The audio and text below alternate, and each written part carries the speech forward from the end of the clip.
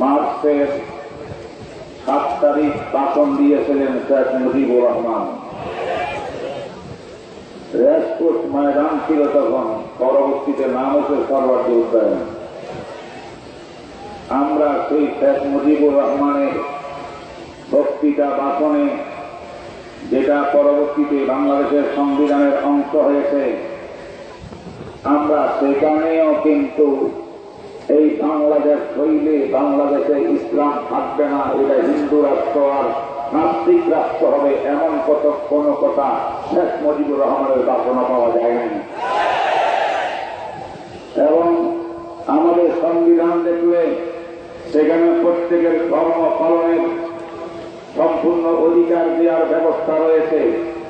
যদিও বলা হয় ধর্ম নিরপেক্ষতা, কিন্তু ধর্ম নিরপেক্ষতার সাংবিধানিক অর্থে বোঝা যাচ্ছে সেটা ধর্মহীনতা নয়, বরং প্রত্যেকের ধর্ম পালনের স্বাধীনতা, শিক্ষার স্বাধীনতা দেওয়ার নামেই সংবিধানে ধর্ম নিরপেক্ষতা বলা হয়েছে। কারণ যদি সকল ধর্মের শিক্ষার স্বাধীনতা, পালনের স্বাধীনতা দেওয়া হয়, তাহলে এটা ধর্মবিহীন কেমন করে হয়? তাই বোঝা গেল আমাদের সংবিধানেও আছে ধর্ম পালন করতে পারবো, ধর্ম শিক্ষা গ্রহণ করতে পারবো। এবং আমাদের এই সংবিধানে এখন পর্যন্ত বিসমিল্লাহ অনুবাদ রয়েছে। আমাদের এই সংবিধানে এখন পর্যন্ত রাষ্ট্রধর্ম ইসলামের এই কোটা এখন রয়েছে। যদিও ষড়যন্ত্রকারীরা বাতিল করতে চেয়েছিল, এর মুসলমানদের আন্দোলনের সামনে তা পারে নাই। আমি বলতে চাই, কথা পরিষ্কার, বর্তমান শিক্ষা সিলেবাসে যেভাবে নাস্তিকতা, হিন্দু আনিয়েছে, বিশ্বব্যাপী বর্তমান শিক্ষা মন্ত্রণালয় করেছে, শিক্ষামন্ত্রী করেছে, এর চাইবা প্রধানমন্ত্রী হয়ে পারে না। যদি এই দেশকে, এই দেশের রাজনীতি করতে চান, এই দেশ শাসন করতে চান, ক্ষমতায় বলি রাখতে চান, আমাদের ধর্মপ্রাণ মুসলমান, চরমনায় বিশ্বের সহ সকল নেতৃবৃন্দ, উলামায়ে কেরামের পানের দাবি শিক্ষানীতি বাতিল করতে হবে এবং শিক্ষা বাতিল করতে হবে।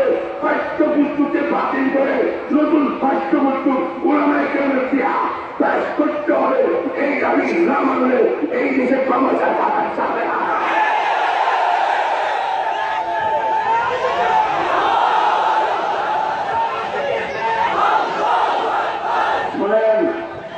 আমি খবর পেয়েছি শীর্ষ আয়োজনের পক্ষ থেকে একটা চিঠি গিয়েছে মাননীয় প্রধানমন্ত্রীর কাছে।